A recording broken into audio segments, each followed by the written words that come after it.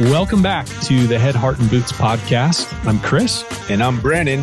Join us as we wrestle with what it takes to transform ourselves and the businesses we lead. Oh, what'd you think? I don't know, it's kind of serious. Should we laugh? Gokul, welcome to the show, my friend. This is round two, hopefully round of two of many. Man, you've been in the heart of not just growing your business, but obviously everything that's impacting Florida and all the things. But in the midst of that, you made time for us and you literally started out our conversation together and you said, guys, I've been thinking through what makes a high performance company. And I don't know that there's too many people in our industry better suited to give us some perspective on this, but let's get right into it, man. High performance company. I think first, what does that mean to you? Like, what is it when you evaluate something, you say, hey, these fall into the high performance category. What does that look like to you? And then take it away, man. Like, you've been chewing on this. Yeah. I've been thinking about this a lot. So thanks for having me, guys. I really appreciate it. And, it's the end of the year. And, I'm a small business owner, like probably everybody here listening to your show.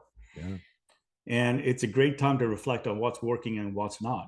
And when I hit you earlier today man, I've been thinking a lot about it. It's really a personal journey. Like I've been thinking a lot about RBA and what does a high performance RBA look like? And then I look at, we're in a very unique spot. Like we look at companies and talk to owners from all over the country. So we get a really unique viewpoint of what's working and what's not.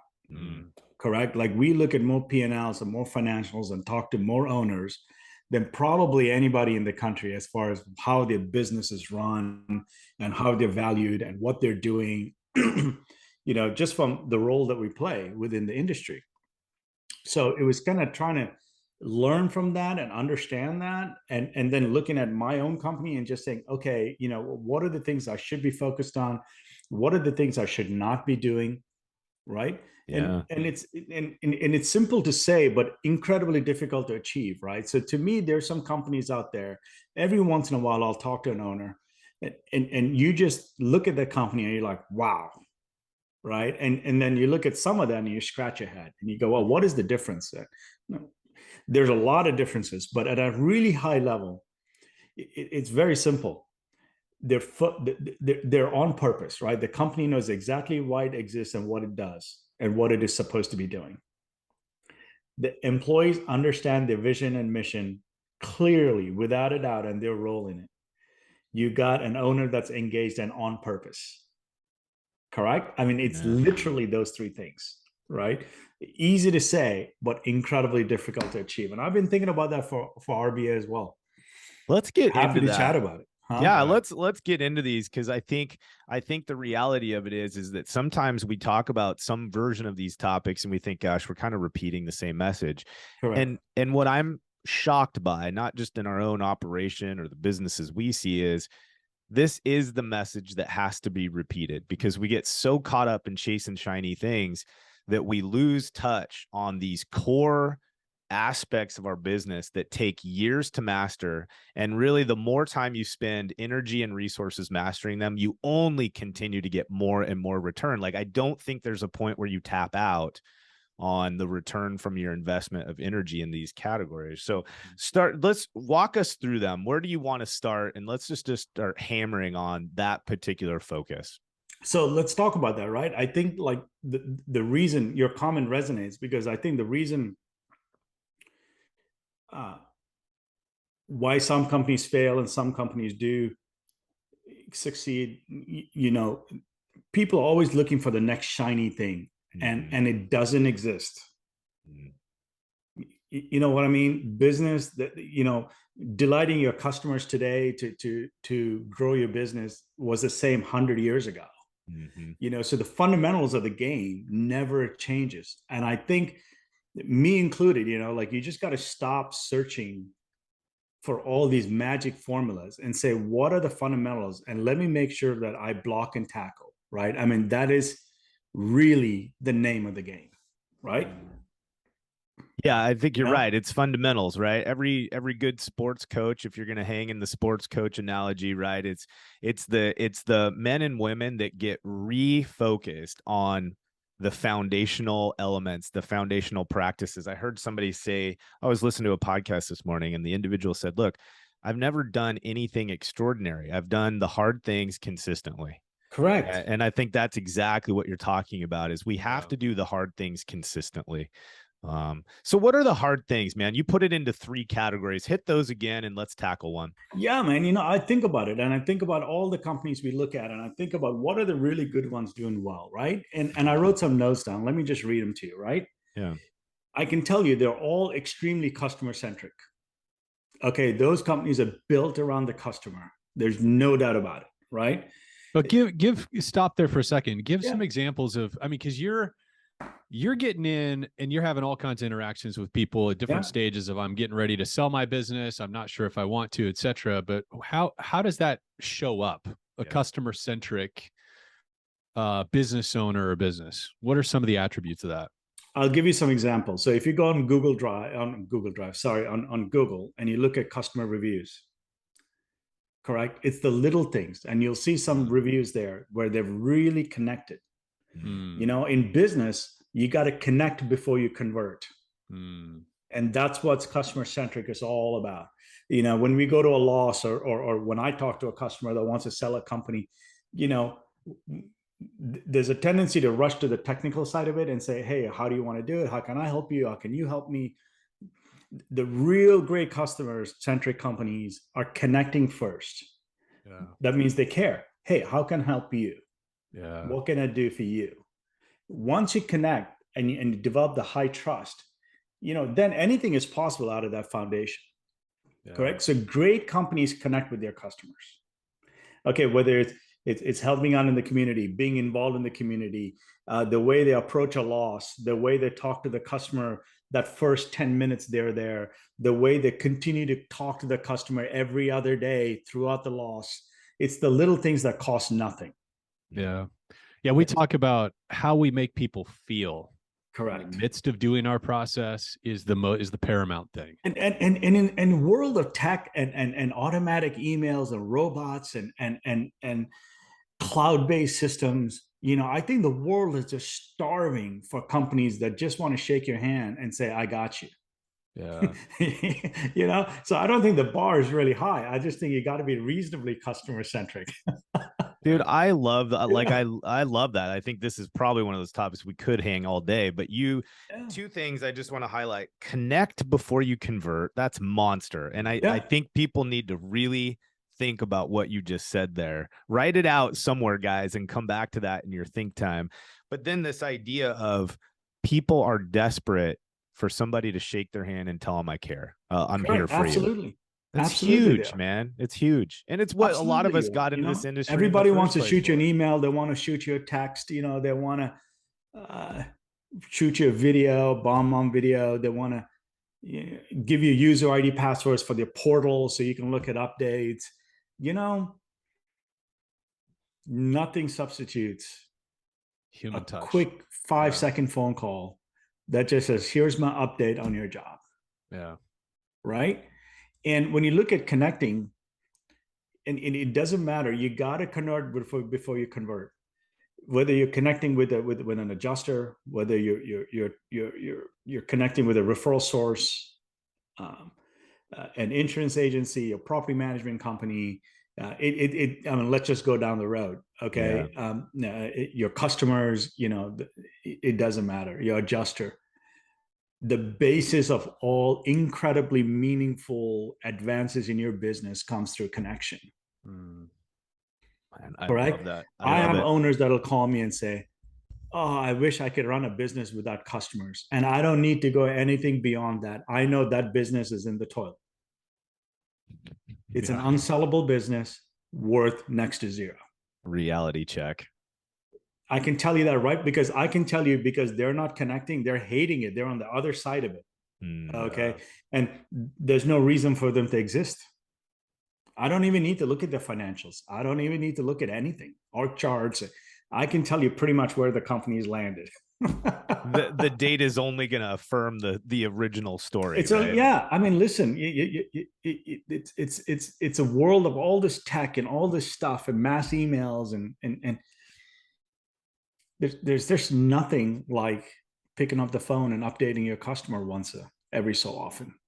Yeah, I think storms like we've seen in Florida remind people of that, right? Yeah. Like there's so many examples in these condensed formats of people just needing a hand up, right? This just a friend, somebody to say it's this sucks right now, but it's not forever, right?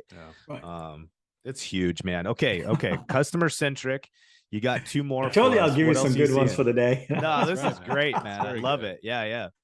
You know, yeah. So that's number one, and to tell you, and then unforced errors is number two. And when I say unforced errors, is the things that we make mistakes because nobody forces us to make them.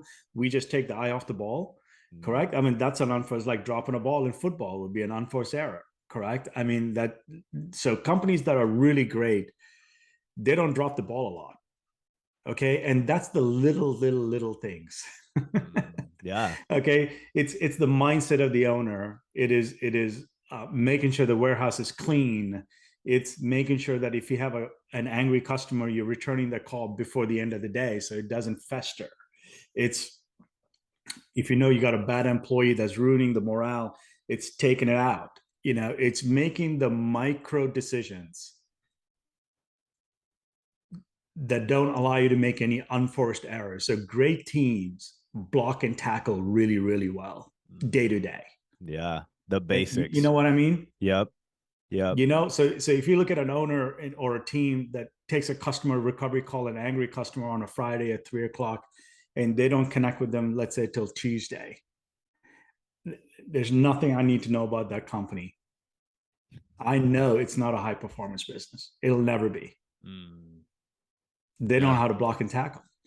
Yeah. The foundations are missing. We call that gas.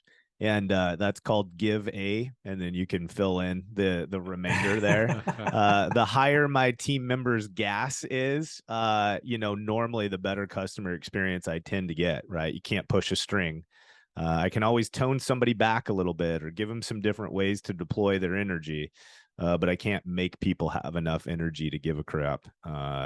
And so I think that really is massive. Yeah, it's unforced errors and other things too, right? It's holding people accountable for the little things. It's making sure people are doing the job. It's being really good at Xactimate so you don't leave money on the table.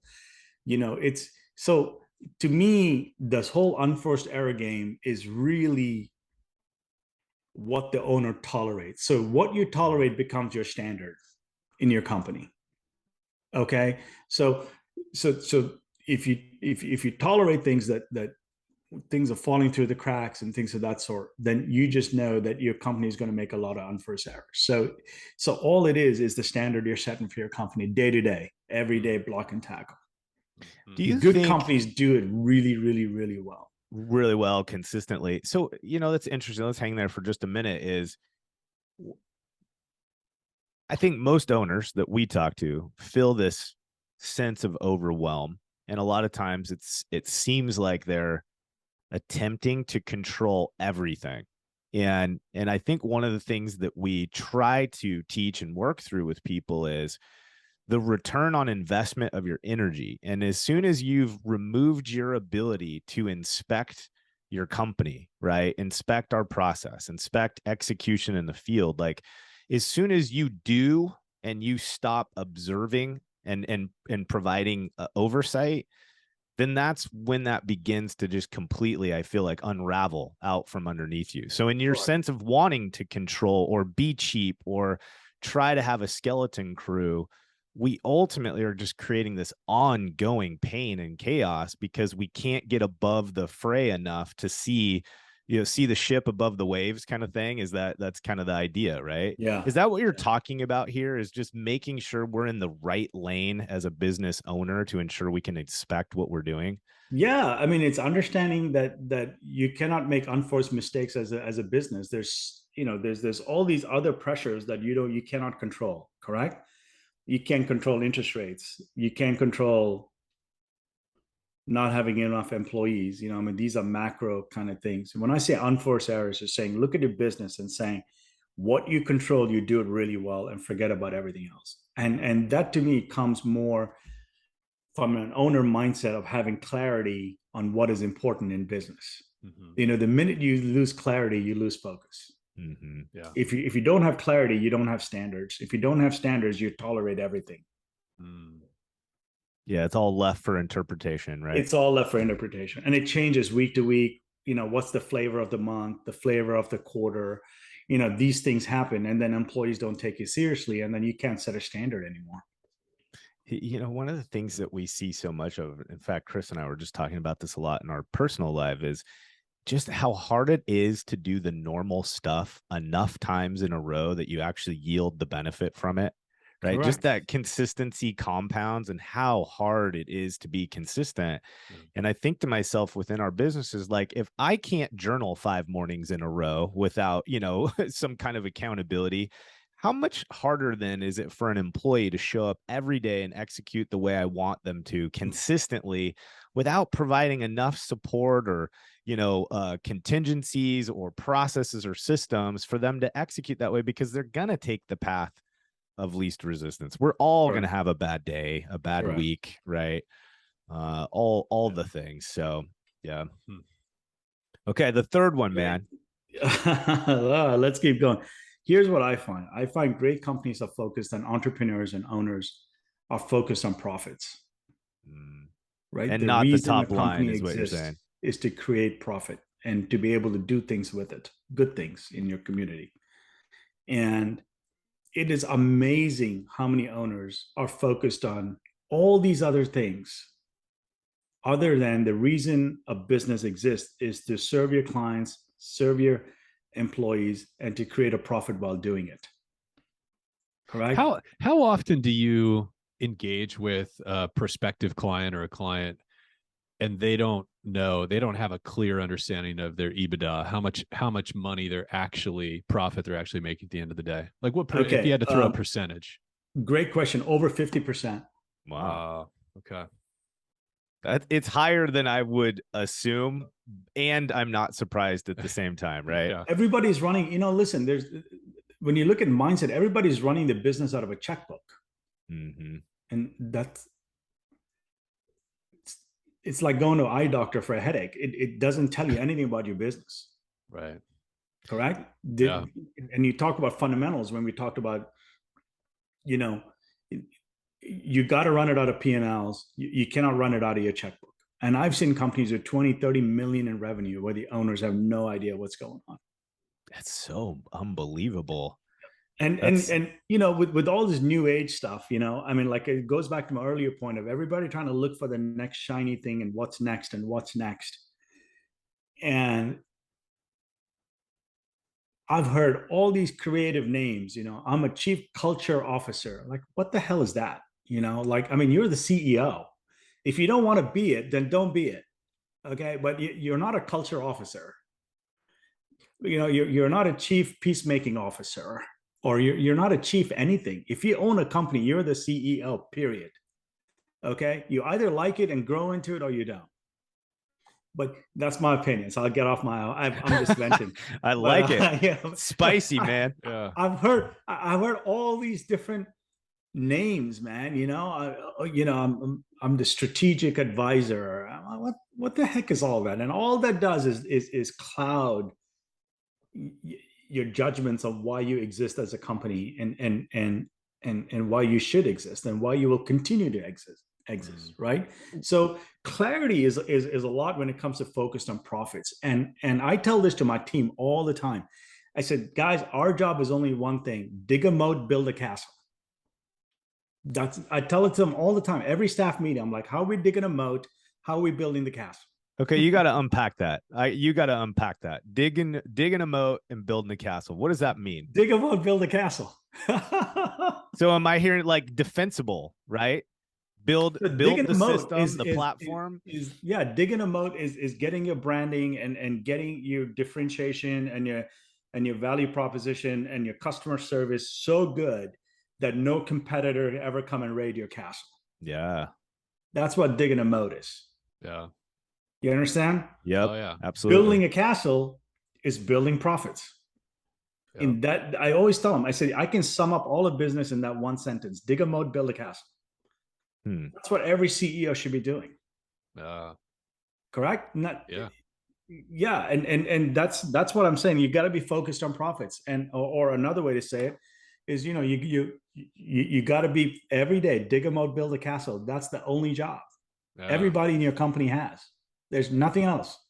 You've kind of, you're touching on something I think that crossovers into a couple different lanes. But so first off, I have two thoughts on this. One is the ego. So for me, even in previous experiences, like I will be the first to admit that learning how to keep profit was a skill set that developed later in my career versus earlier in my career. And there are people in my sphere of influence that can attest to that. But one of the things I always had fun saying was, we have multiple locations, and it's like top line is XYZ, and we have multiple locations. We're a regional provider. And I see now, even talking to companies where they have 6, 7+ locations. And when you really look at a lot of them, they're not profitable because we've got these repeated expenses to make it sound like we're bigger than we really are, but that product is not producing any profit. And it's probably because it doesn't have some of these other things in line to create that. But so anyways, that's one thing I'd just like to get your perspective on, is like, how often are you having to tell people, like, this isn't about an ego, this is about real life, fruits of your labor kind of thing? Oh, it's one of the toughest calls I make every week. Every Friday afternoon, I make calls. Okay, I call it my customer recovery hour. And what it is calling my clients and telling them the business is not sellable, or it's not worth what it's, giving them bad news. Mm-hmm. And I've been doing this for 15 years, and I still can't get used to it. You know what I mean? I got to drag myself to do it. Yeah. And I'll be honest with you, sometimes I'll write their names in the back of an envelope, and I'll go sit somewhere and do it. I just can't. It's tough, So I gotta find things to give me some Novocaine, so to speak, before I can do it. They're incredibly tough. These, the things that we're talking about today affects people in big ways, and they're not some theory sitting in some PowerPoint presentation. I mean, these are things that we have inferred and we've researched and we've talked about from real people. Hundreds of restoration owners that we talked to. We've talked to, I'll tell you, in the last quarter, I just got the numbers yesterday. We talked to 104 restoration owners last quarter. Wow. At different levels. And how many weren't ready to sell? 94. That's a lot of difficult conversations. Yeah. Yes. For those of you like me that are a little math challenged, that's very high. It's high. Yeah, there you go. Unbelievable. Yeah, not focused on profits. And some of those calls are great because we'll advise our clients and we'll say, here's a roadmap, here's how you got to go get there. And they'll take it and really make some changes and go do it. And some of them will hang up, so it's like it goes to the extreme. They're just really mad because they find themselves backed against a corner. So you got to focus on profits. But if they conscientiously work on, digging a moat, building a castle, how did you do this? Yeah. Right. Yeah. So we've all had a lot of experience with restoration company owners not focusing on the profits or not having a clear understanding of it. When you look at high performance companies that you've worked with and helped sell and so forth, what are some of the critical disciplines or language or behaviors that you see them doing that focuses on the profits? Oh, it's real simple. Okay, real simple. All the owners understand financials. They understand accounting, not from taxes and CPAs, but they understand basic accounting and basic ratios on what's going on. They're looking at it. They know what they want their G&A to be. It. If you understand, then you look at it. Yeah. Do you know what I mean? If you don't understand, you just depend on your accountant. or whoever, your bookkeeper, whatever it is. So accounting is the language of business. And if you're playing the CEO role, in my opinion, you got to know it. You don't have to be a CPA, but you got to know your way around financials. And you got to know your way around what a balance sheet tells you, what a P&L tells you, what cash accrual, WIP reports, gross margins, net margins, year-over-year comparison, year-to-date comparisons, and some basic ratios. CapEx and how much money you're investing back into the business. Opportunity cost is another one. Hey, if I go do this, what else am I losing on, and is that a better investment for me? So there's some basic things. A rate of return.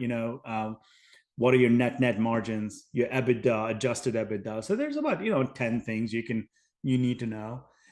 So that is the number one difference is people understand it. And along those same lines, the best and the most profitable companies either have a CFO, a chief financial officer, okay, that watches the numbers for the owner and gives, or they outsource that part of it.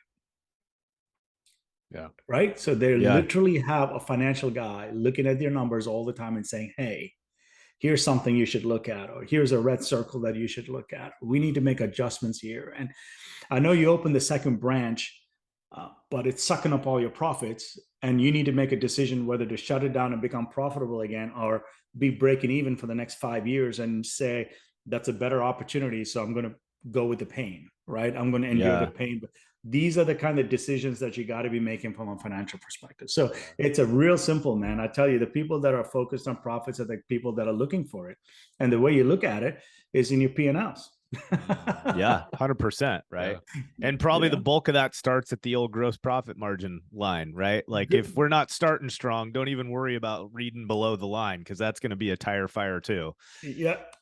It gets really tough. And I'll say a tip of when we work with our clients, a lot of times, we give them a valuation, whatever, let's just say it's $5 million. Like, I really needed to be 7 million. That's my number. Okay.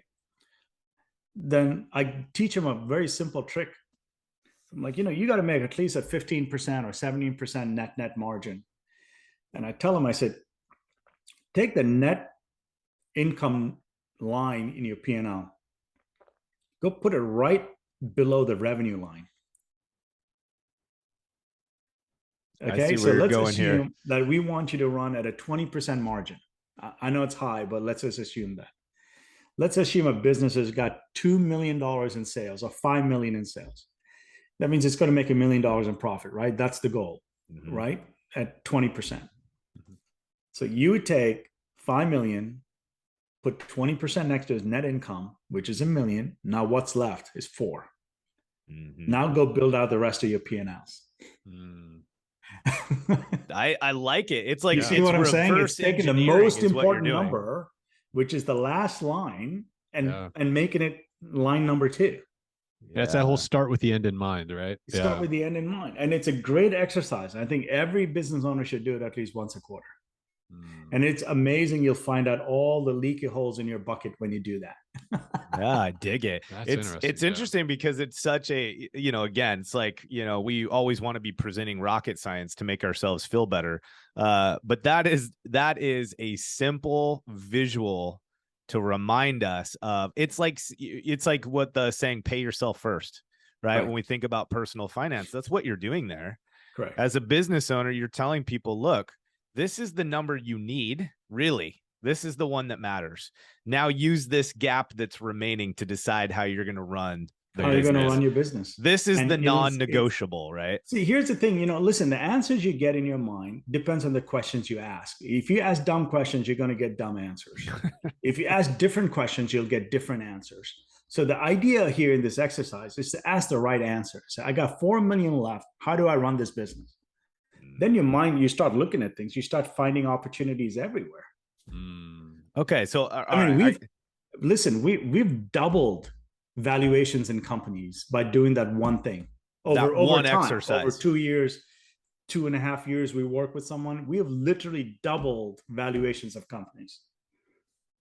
It's honestly, I'm kind of ashamed to say it, but it's like I'm re-engineering in my own mind. Like right now, it's like, okay, tomorrow I have a conversation with a brand new client. Like I'm literally thinking to myself, I'm going to hear your voice in my head, and I'm going to go, the first thing I'm going to do is I'm going to show this person why this is going to be so important. And I'm going to take their bottom line number and put it right up against their revenue. Yes. And do this exercise. It's freaking brilliant. But there's a little bit different theme than where we started. So I'll give you my address after the show. After the show, so you can send me the royalty checks. That's right. right. Okay. It's the Gokul system. We've now adopted the Gokul system. Okay, man, hear me out on something. Okay, this is a slightly different theme than where we started, but I'm hearing two things that really stood out to me so far, and I want to get your perspective, kind of synthesizing these two things together. So I'm going to go back to that statement you made: dig a moat and build a castle. And what I'm interpreting with that is focus first on creating the differentiators between you and your competitors. Like, what are the values? What is the thing that's going to protect whatever it is you now spend your energy building? I love that. It's like start with the end in mind. And then I'm hearing you say that again with this visual representation of we literally start this perspective by saying you need 20%. You need to keep that 20%. Oh, whatever. That's the non-negotiable, right? Yeah. And we are believers in the 20%, by the way. Okay.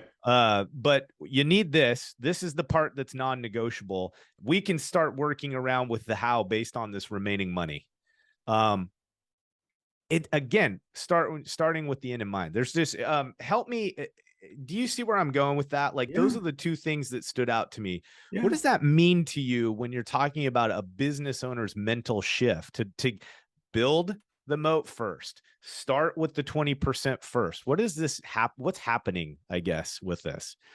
So when an owner starts a business, we all as entrepreneurs go through different job descriptions and different mindsets that go with it. Correct? Yeah. Mm-hmm. So when you start a business, you're going to start as a rainmaker because sales is really important to you. Correct? Yeah. And then you start building a team. You got a 1,500 square foot warehouse or 2,000 square foot warehouse. You may have a couple of trucks and 10 employees. Now you got to learn to be, your job description completely changes to a team builder. You have to switch mentally and acquire the skills to do it. Right? Yeah. Now you're growing. I don't know, you're reaching 7 million, 8 million in revenue. Now you got to systemize everything because you need the same performance over and over and over and over again. Yeah. Your job description changes to a systemizer. Yeah. You see where I'm coming at? It's a very different job description. Yeah. A very different job description. Yeah. And then it grows. And then from there, you have to look at your company as an investor. Correct? And that's what digging a moat and building a castle comes from. If your mindset is as an investor, your only job is to dig a moat and build a castle. Because now you're looking at the business and you're protecting it. Right? You're making sure no one can come in and take all your customers. You're making sure that, for example, if 2 of your key people leave, no one can raid your castle, that you got a replacement for them.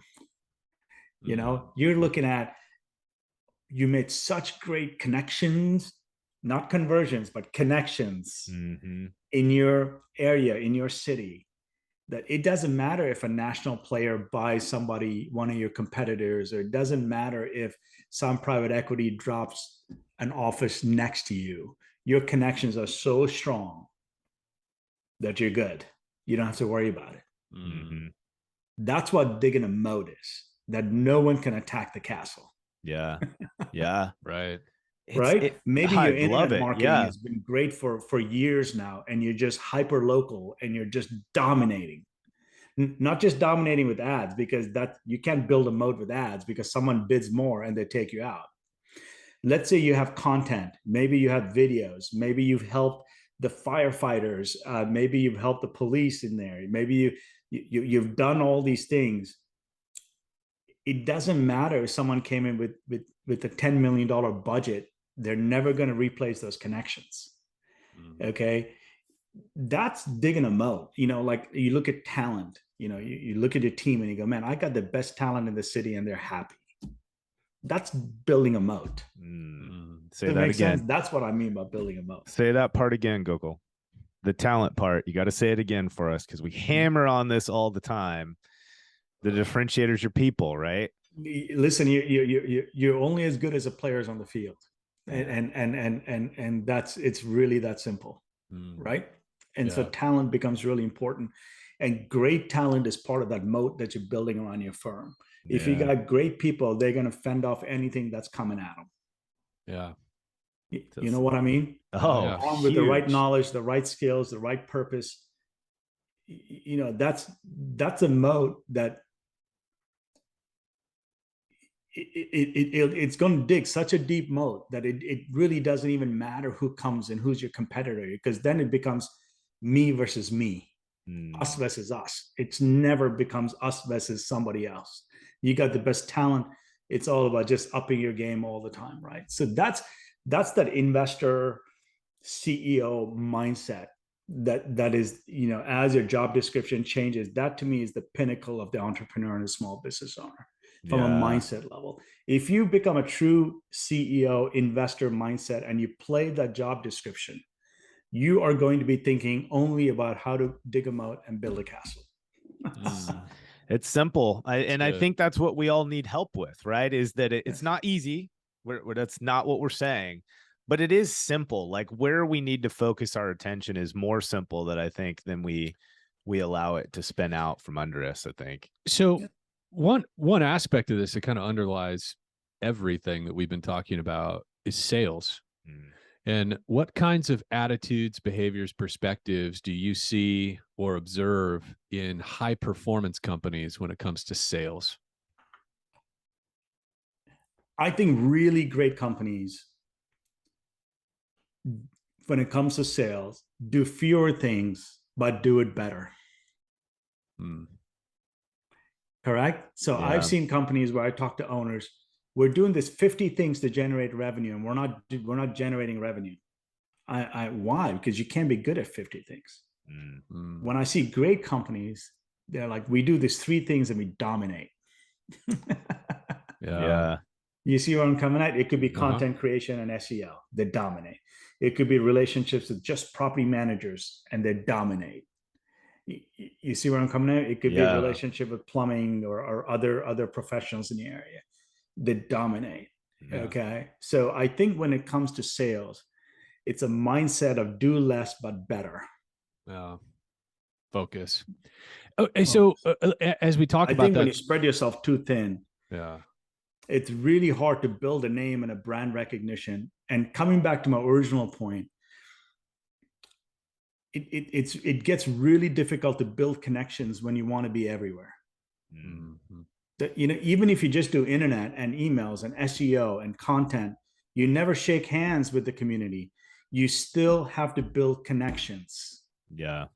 Does that make sense? You still got to build connections through your videos, through your content, through all these other things, right?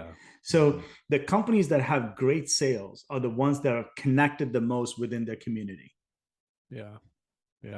You know what I'm saying? I do. Oh, that family-run company in Connecticut, man, we know them. They've been, they sponsored this. They're in the parade. They're in the Christmas parade. They I see their ads, but they've done something great for the community. They did a pro bono something for the school. It's the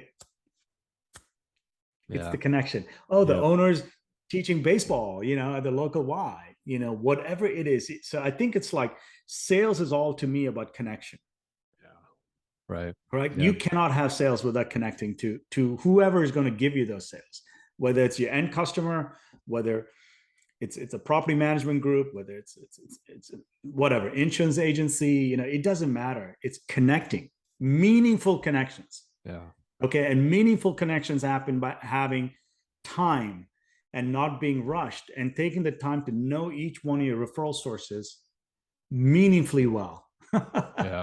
Personal relationship. To me, it's very counterintuitive. I tell you, we're doing 2023 marketing plans for my own firm, right? And the idea there is we've cut off 25% of everything we're doing in 22.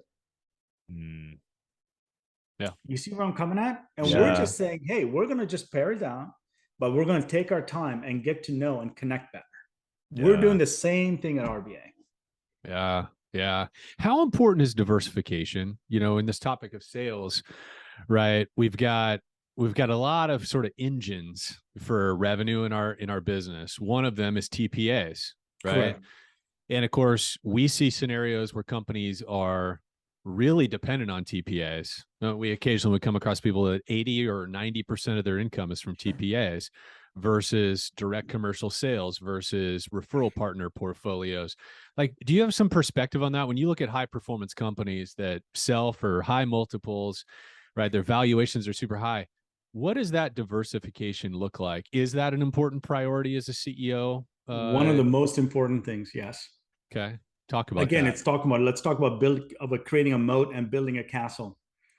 If 80% of your revenue is coming from one source, and we have a company right now that where we have that issue, what if that goes away? Mm-hmm. Yep. You don't have a castle anymore. Mm-hmm. You don't have a moat. Diversification is part of that moat. Yeah. Does that make sense? Oh, Yeah, absolutely. And you know, when it comes to TPAs and you know, there's always numbers, but I can tell you when buyers look at companies, they don't want more than 12% of their revenue coming from a single source. Wow. 12%. That's a pretty small number. I mean, if we're honest with ourselves. Not in any other business, it's not. Yeah.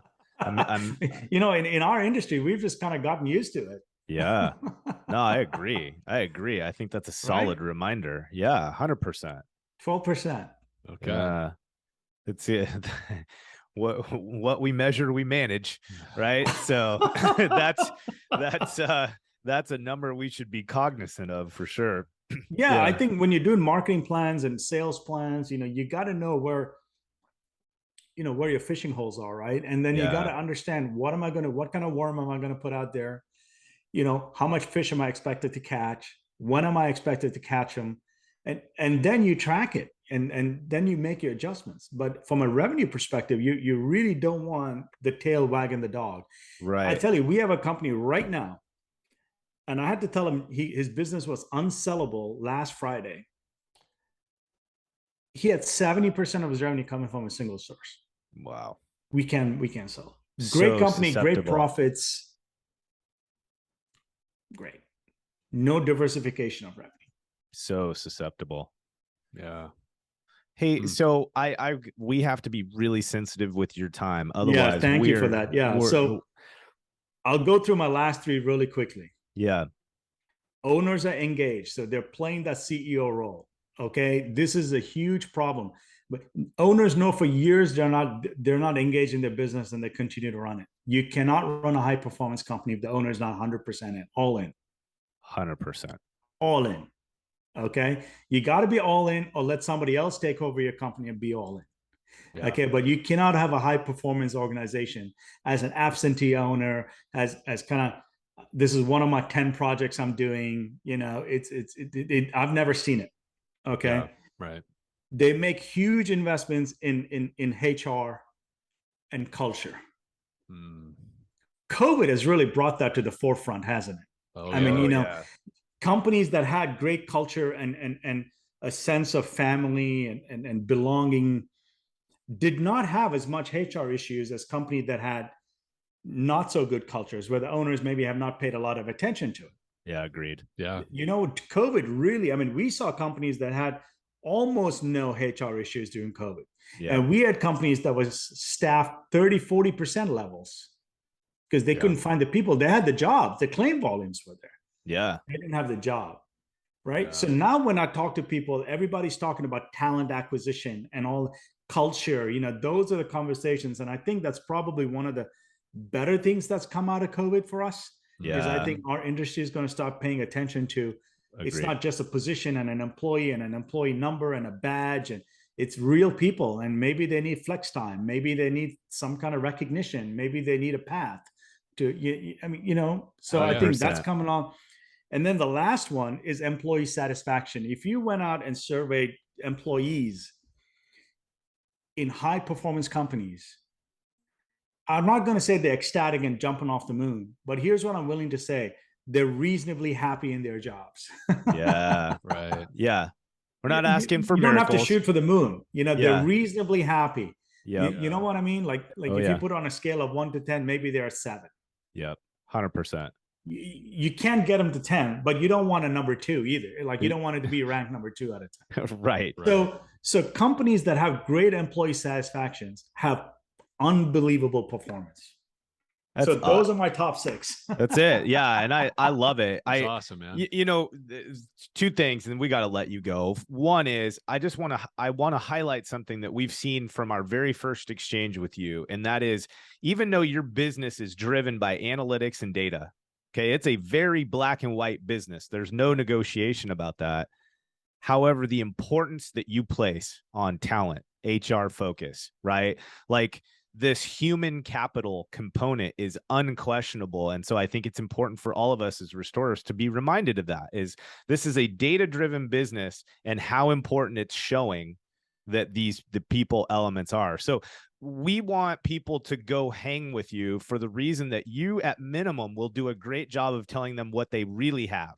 So where are people going to learn to get the vitals on their business so that they can start making some different decisions, regardless if they're ready to sell today or not, right? Yeah, I mean, listen, we got all kinds of information, and one of the best things about our job is talking to entrepreneurs around the country, and every job has got that 10% that's like a root canal, and then it's got 10% that's like a chocolate cake. That's the best part of your job, right? To me, and helping entrepreneurs, whether they're ready to sell now or later, but giving them a path of how to get better and better and better at what they do, man, that's like my chocolate cake. I mean, I love doing it, so it's great. Yeah, you go to our website, all the information, all our videos are there, www.rbassells.com.